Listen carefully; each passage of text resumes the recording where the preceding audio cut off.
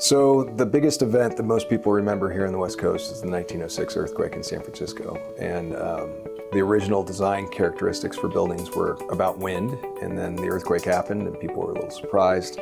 Brick buildings didn't do so well, so the Three Little Pigs didn't turn out to be quite so true.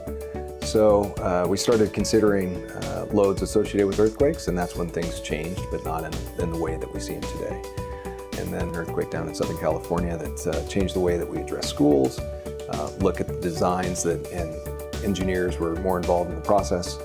And then things really changed in 1971 with the San Fernando earthquake. There was a hospital building that collapsed, and that changed the way that we deal with hospital buildings, but really kind of moved up the building code process. So we went from what was in essence a pamphlet for a building code to now is a stack of books that's probably 4 feet high.